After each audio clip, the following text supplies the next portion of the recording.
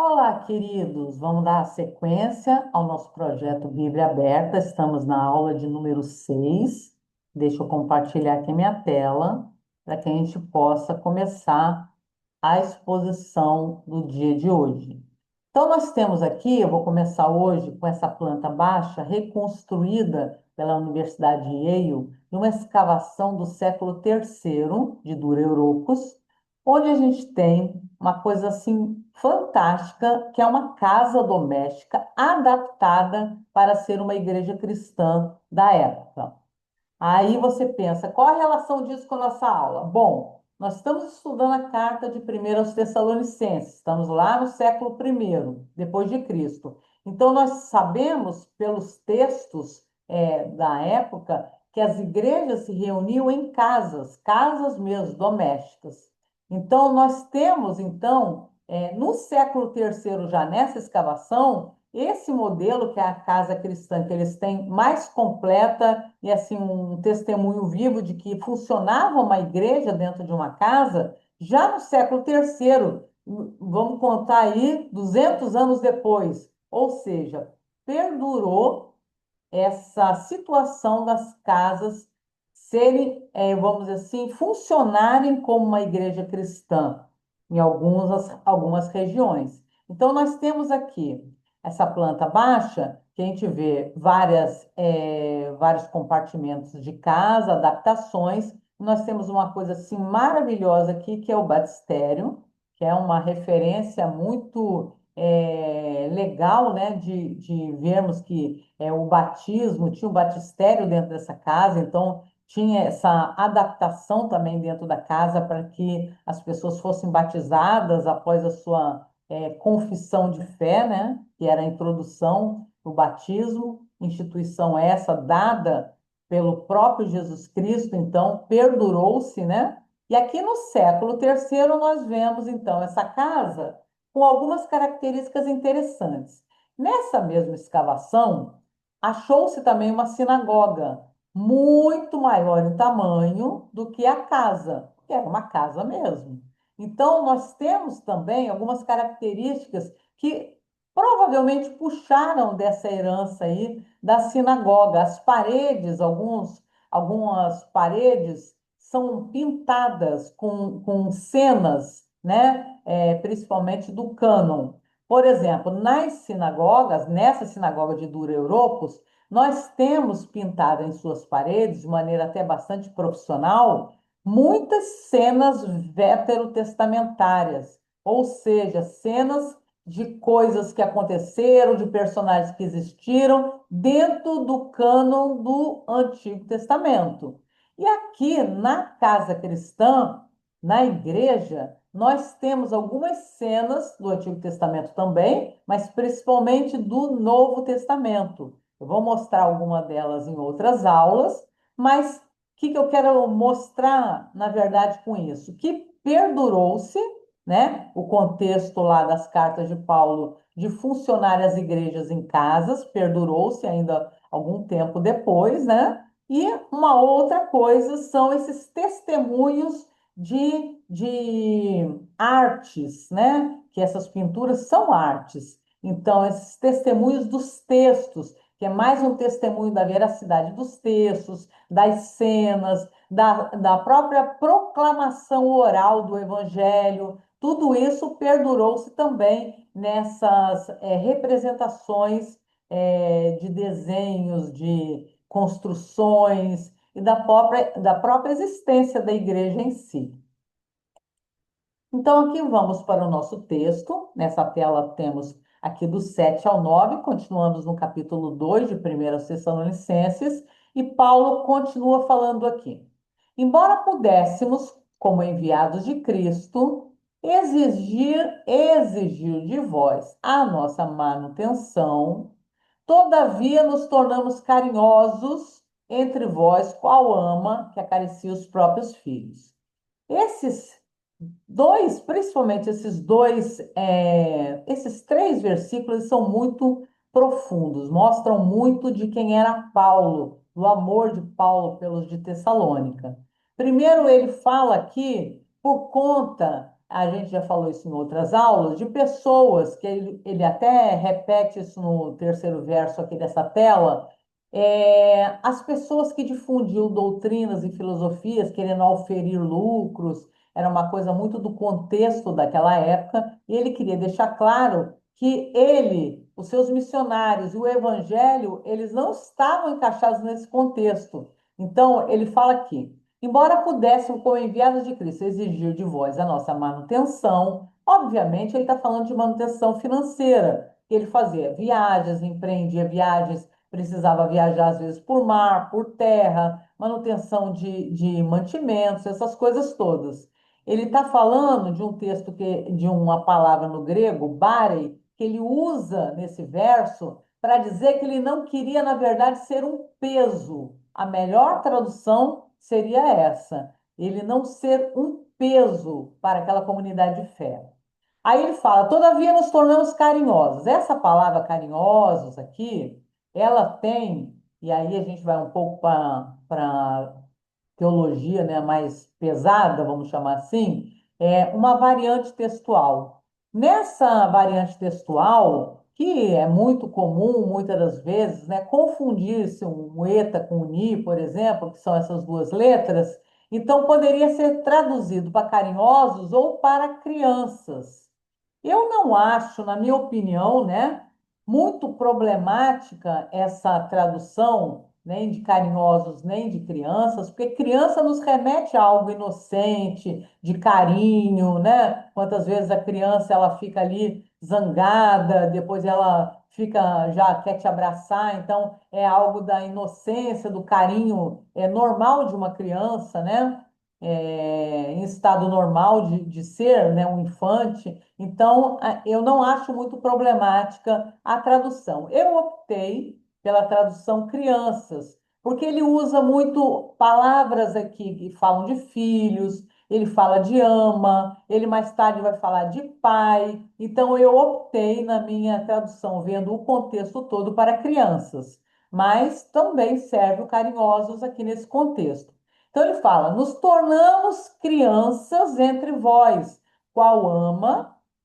Essa ama aqui é trofós, pode ser ama, pode ser nutriz, pode ser uma enfermeira, no sentido daquela que cuida, né? Então, que acaricia os próprios filhos. Então, ele está falando de algo, essa trofós, alguém que não é a palavra mãe, mas tem semelhança com esse amor de mãe aqui, que cuida dos próprios filhos, que acaricia, que é carinhosa, que é atenciosa com os próprios filhos. Então, ele está aqui, vamos dizer assim, rasgando o coração, vamos usar um termo bem no português que todos entendem, né? Que ele está mostrando o lado dele todo carinhoso, todo amoroso. Então, quem, vamos dizer assim, não conhece Paulo e tira às vezes, como eu já vi, fico triste com isso, né? Tira um versículo que um pouco mais ele fala um pouco mais duro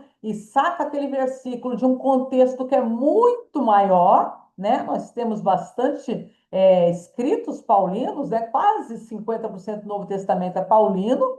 Então, nós temos aqui um contexto enorme para a gente não julgar por causa de um verso, aí chega por causa de um verso que ele fala um pouco mais duro e tal, e esquece que Paulo também é esse coração todo amoroso que ama, que se entrega, que trabalha e que se preocupa com aqueles que ele foi assim o pai na fé, o qual ele evangelizou, cuidou e tem a preocupação constante, como a gente vai ver no decorrer da carta, de que eles estejam bem. Então ele usa a palavra aqui, ama, e ele fala essa palavra crianças ou carinhosos.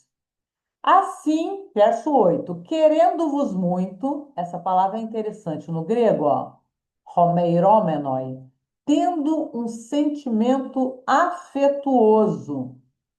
É uma palavra, inclusive, que é uma rapsa legomena, que aqui está em latim, né? É um termo que quer dizer que é uma palavra única. Você não vai achar ela no contexto neotestamentário. Não há uma repetição da palavra. Existe isso nos estudos avançados, né? que a gente faz lá junto ao doutorado e que é bastante interessante. Então ele fala, ó, tendo um sentimento afetuoso, é algo assim muito terno, carinhoso da parte de Paulo.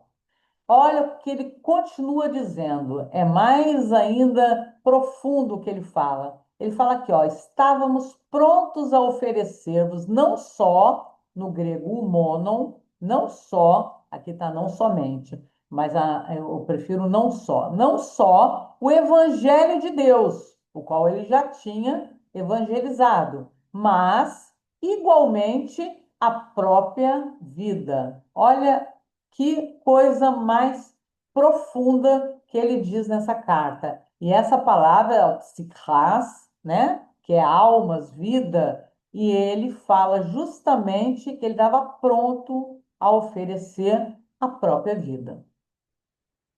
Por isso que vos tornastes muito amados de nós, muito amados de nós. Então, esses dois versos estão recheados de um amor, de um carinho, de um cuidado assim muito profundo, que no texto grego a gente vê com bastante eficácia. Verso 9. Porque vos recordais, irmãos, ó, Delfói de novo, do nosso labor e fadiga, olha isso, e de como noite e dia, labutando, para não vivermos à custa de nenhum de vós. Ele está dizendo justamente aquela palavra do grego que a gente estava usando lá no verso 7, o bare, não ser um peso para ninguém. Vos proclamamos o evangelho de Deus. Vamos, próximo trechinho. Ele fala aqui, vós e Deus, lembra que ele chamou Deus de testemunha em uns versos anteriores que a gente viu em aulas passadas? Agora ele coloca os Tessalonicenses juntos. Vós e Deus sois testemunhas. Por que que ele fala isso aqui? Porque ele está dizendo, vocês me viram pessoalmente, vocês conviveram comigo. Então, o meu andar no meio de vocês foi exatamente esse que eu estou proclamando nessa carta. Então, vocês são testemunhas do modo, porque piedosa, justa e irrepreensivelmente procedemos em relação a vós outros que credes, ou seja, os crentes em Cristo. É interessante essa palavra que ele usa aqui, que é uma junção de três advérbios, né? O rócius, santa, de Caius, justa, e o amentos, irrepreensível, que como é advérbio a gente poderia dizer santamente, justamente ou retamente e irrepreensivelmente. São três advérbios que ele usou aqui, não à toa, porque isso no texto chama a atenção de quem está fazendo o estudo, principalmente nas palavras do grego. Então, essa composição aqui, com esse uso, intensifica aquilo que ele tem e que ele está chamando os Tessalonicenses. Opa, sumiu aqui o texto, voltando. Apresentação do slide. É que às vezes não aparece para vocês, mas some aqui para mim o texto, e aí eu tenho que puxar, porque às vezes a caneta, né? Eu pego a caneta da mesa digitalizadora um pouco mais firme. Ele fala aqui, então, santamente, justamente e irrepreensivelmente. Então, esses três advérbios, eles vão enfatizar algo que ele quer dizer como postura dele e que ele está dizendo em relação a vós outros. Por que que ele está fazendo essa, vamos dizer assim, apologia aparente? Porque ele está preocupado, porque ele está longe daquela comunidade de fé, as pessoas que foram realmente, as pessoas que foram as responsáveis pela saída dele, não pelo querer dele, né? Ele teve que sair de Tessalônica por conta de perseguição, então ele teve que sair às pressas dessa cidade. Então, ao sair às pressas dessa cidade, as pessoas que falaram contra ele continuavam lá. Então, ele tem que realmente fazer uma apologia a respeito do procedimento deles, chamando não só Deus como testemunha, mas os próprios tessalonicenses que conviveram e viram o seu procedimento. E mais ainda, ele está com esses três advérbios fazendo uma ênfase nisso, que ele também quer ser aquele que é o modelo para que eles sigam o mesmo modelo de conduta. Verso 11. E sabeis ainda de que maneira, como pai, olha que outra figura que ele usa, é familiar. Ele estava usando lá ama, enfermeira, né, nutriz. Ele usa aqui agora, usou crianças também, está usando pai, está usando também filhos. E ele está dizendo a cada um de vós, olha que interessante, é uma palavra que é um número mesmo, no grego, um.